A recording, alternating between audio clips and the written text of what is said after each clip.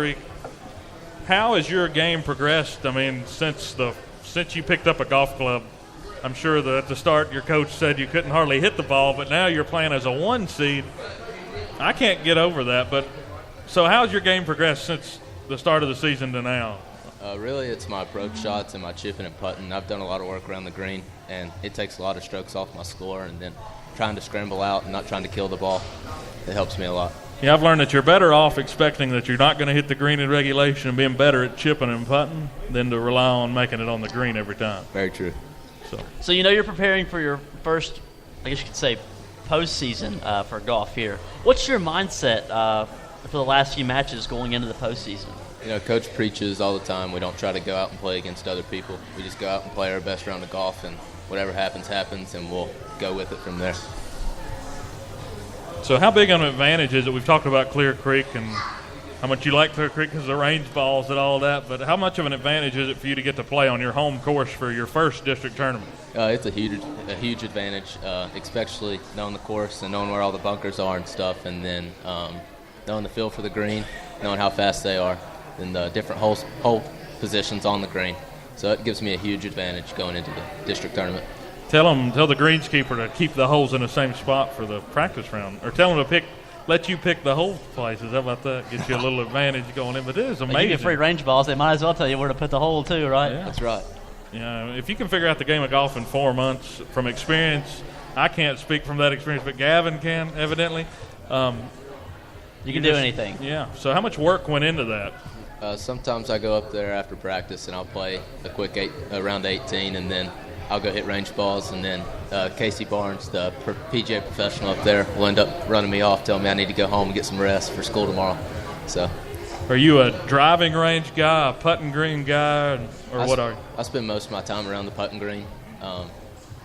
At first, I did do a lot of driving and irons, but now it's more of a putting and chipping type thing. Well, when you start, like Coach Lee said, right when you figure out how to hit the ball, you want to try to mash it and try to hit it as hard as far as you can. So I don't blame you for wanting to drive to start off. So it's just crazy to be that good that soon. I'm sure you never expected to be playing as a 1 seed going into your first postseason, really, as a golfer. No, my brother started playing golf when he was a sophomore, and then his senior year I went out and hit a couple range balls, and I've liked it ever since. Me and him go out and compete all the time, and he keeps pushing me.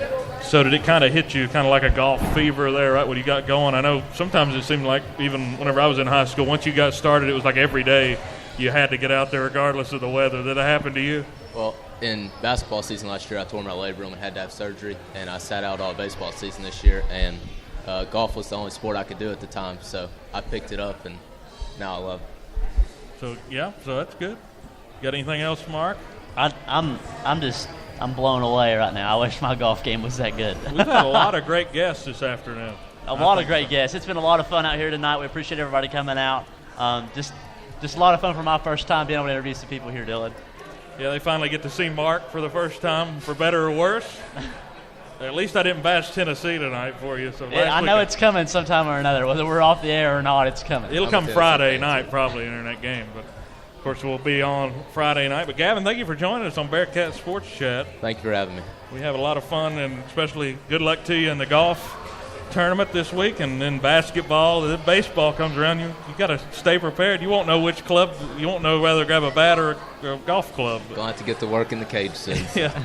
Getting ready, though, for basketball coming up next. Good luck, though, for the golf season and everything else coming up for you. And thanks to everyone that was able to come out tonight. Give yourself a round of applause for everybody. We appreciate it. And Buffalo Wild Wings for being such a great host to us. And we won't be back next week. We're going to take a day off for the bye week for football, so we won't be back until September 27th, 6:30 p.m. So make sure you join us again for that Bearcat Sports Chat. But we'll be live from Wise Central Friday night, live from Norton as the Cats take on Wise Central for the first time in school history.